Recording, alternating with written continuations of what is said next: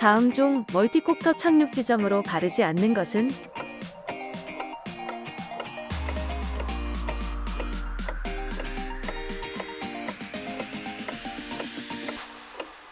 답은 4번입니다. 보기를 보며 설명드리겠습니다. 1번. 고압선이 없고 평평한 지역에서 착륙을 시켜야 하는 이유로는 드론이 고압 전선부에 직접 접촉하는 순간 플래시오버, 즉 순간적으로 전기 불꽃을 내며 드론의 전류가 흘러 드론의 원격 제어가 통제 불능 상태에 빠져 지면으로 추락하기 때문에 맞는 답이 되겠습니다. 2번.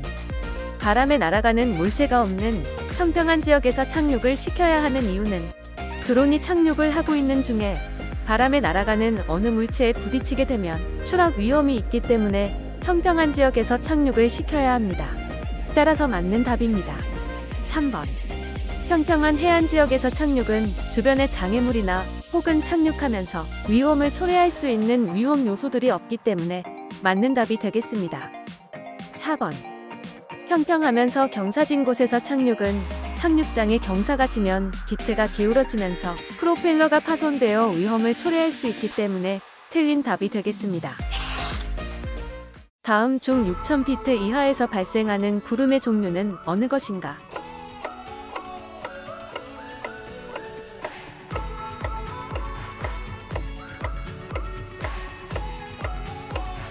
답은 4번입니다. 우선 구름이 발생하는 구름의 종류를 알려면 몇 킬로미터에서 발생하는지 알아보아야 합니다. 문제에서 나오는 6000피트를 킬로미터로 환산해 본다면 1피트당 30.48cm인데 6000피트는 182,880cm로 1.8288km가 됩니다. 보기를 보며 설명드리자면 1번 권층운. 권층운은 약 5km에서 13km 사이에 발생되는 구름이고 2번 고층운. 고층운은 약 2.4km에서 6.1km 사이에 발생되는 구름입니다. 3번 저군. 저군은 약 3km에서 발생되는 구름이고 4번 층운. 층운은 약 2km에서 발생되는 구름입니다. 따라서 6000피트 이하에서 발생하는 구름으로는 4번 층운이 되겠습니다. 다음 중 해풍에 대하여 설명으로 맞는 것은?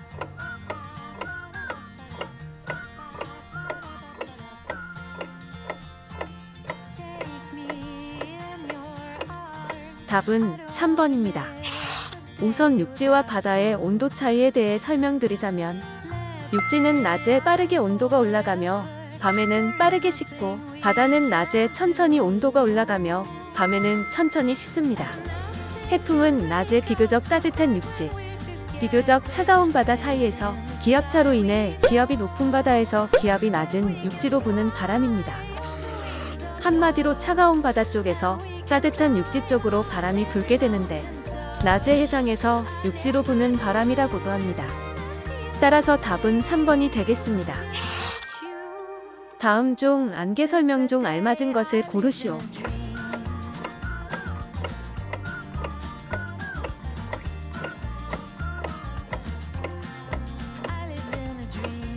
답은 3번입니다.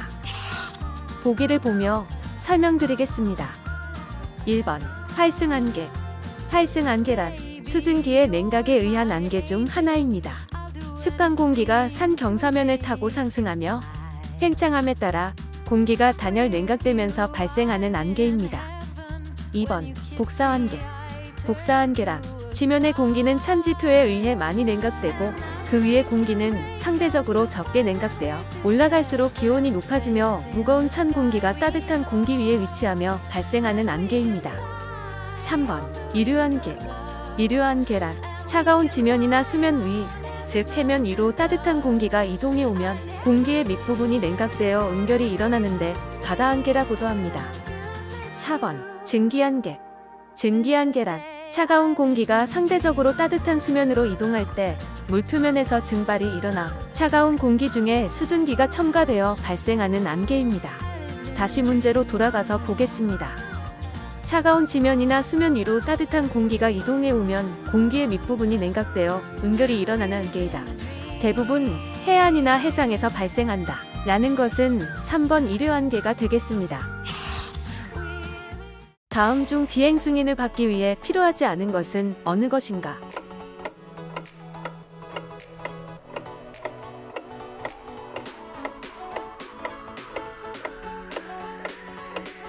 답은 3번입니다. 비행 승인을 받기 위해 필요한 것들을 알려드리자면 원스톱 홈페이지에 자세히 나와 있습니다. 원스톱 홈페이지에 들어가게 되면 상단에 민원 신청을 보면 비행 승인이 있습니다.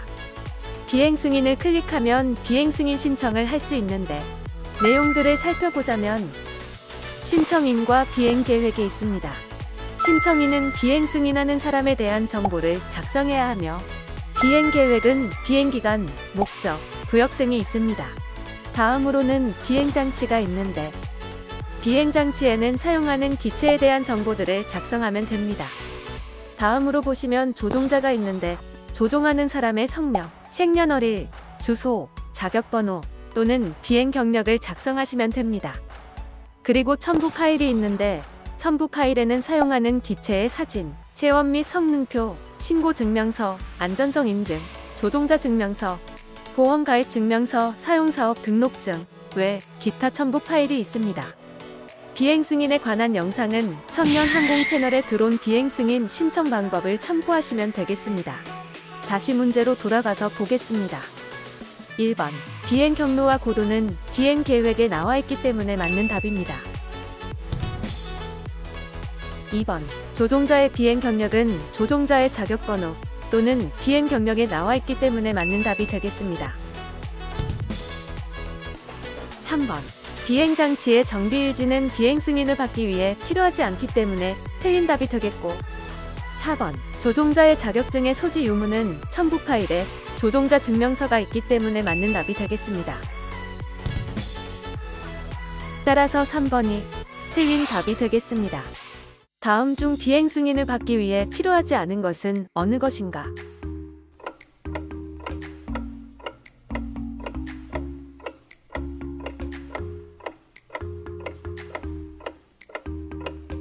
답은 4번입니다. 이번 문제는 조종자 준수사항과 관련이 되어 있습니다. 조종자 준수사항을 보자면 낙하물을 투하 금지, 인구가 밀집된 지역이나 그 밖에 사람이 많이 모인 장소의 상공에서 인명 또는 재산의 위험을 초래할 우려가 있는 방법으로 비행 금지, 사람 또는 건축물이 밀집된 지역의 상공에서 건축물과 충돌할 우려가 있는 방법으로 근접하여 비행 금지 등 여러 가지들이 있습니다. 다시 보기를 보며 설명드리겠습니다.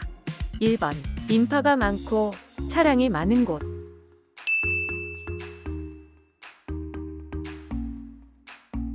2번 전파 수신이 많은 지역,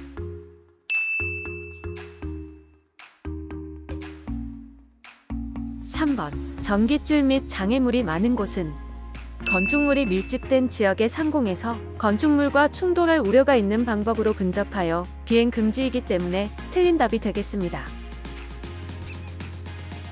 4번 장애물이 없고 안전한 곳은 조종자 준수사항에 위반되지 않기 때문에 맞는 답이 되겠습니다. 따라서 답은 4번입니다. 다음 중 비행 전 점검사항이 아닌 것은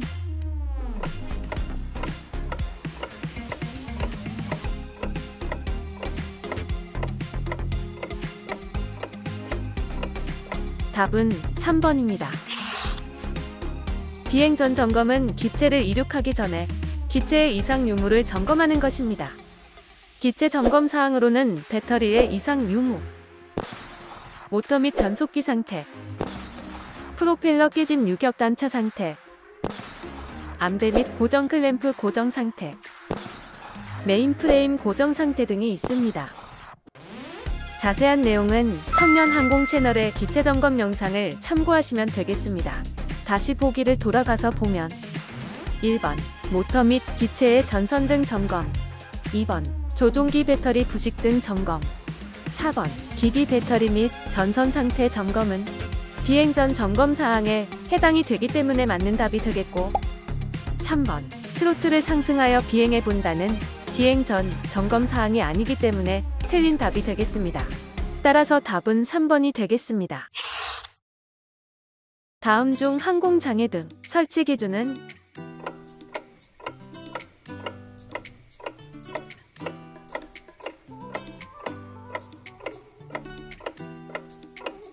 답은 2번입니다.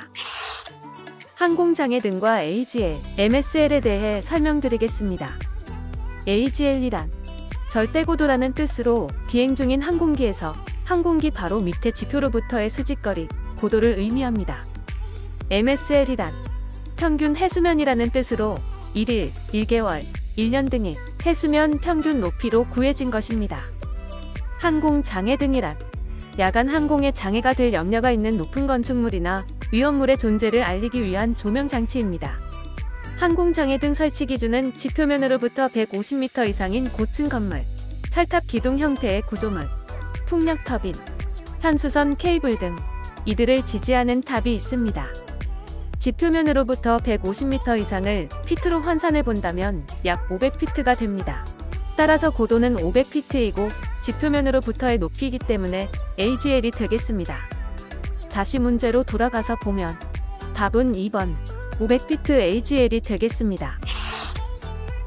다음 중 멀티콥터의 기체를 내리려면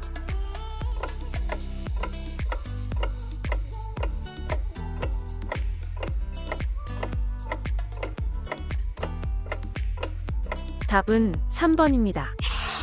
보기를 보며 설명드리겠습니다. 1번 엘리베이터를 전진한다. 엘리베이터를 전진을 하게 되면 기체는 앞으로 전진하게 되어 틀린 답입니다. 2번 엘리베이터를 후진한다. 엘리베이터를 후진을 하게 되면 기체는 뒤로 후진하게 되어 틀린 답입니다. 3번 스러트를 내린다. 스러트를 내리게 되면 기체가 하강을 하게 되어 맞는 답이 되겠습니다. 4번 스러트를 올린다. 스러트를 올리게 되면 기체가 상승하게 되어 틀린 답이 되겠습니다. 따라서 답은 3번이 되겠습니다. 다음 중 비행 금지구역, 제한구역, 위험구역 설정 등의 공역을 제공하는 곳은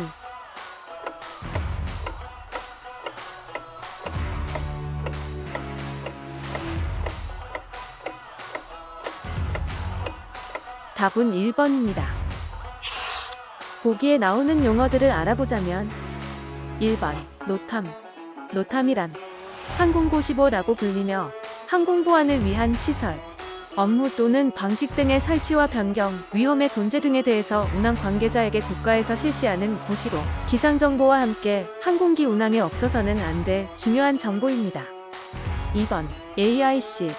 AIC란 항공정보회담이라고 불리며 항공고시보를 발행하거나 항공정보 간행물에 수록할 정도는 아니지만 비행안전, 항공항행, 기술, 행정사항 또는 규정 제정에 관한 정보를 규정, 기준, 절차 또는 시설의 중요한 변경에 대한 장기간의 예상, 비행안전에 영향을 줄 수 있는 정보와 기술적, 규정적 또는 행정적 사항에 관한 성격의 정보 또는 통지사항을 수록합니다.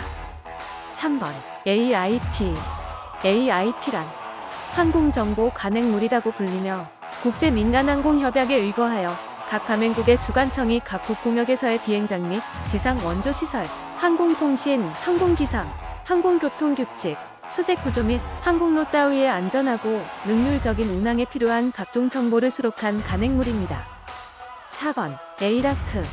AIRAC란 항공정보관리 절차라고 불리며 수없이 많이 발생하는 항공정보에 대하여 통제 및 관리를 통하여 사용자들이 용이하게 항공정보를 획득할 수 있도록 사전에 조정하는 절차입니다. 다시 문제로 돌아가서 보겠습니다.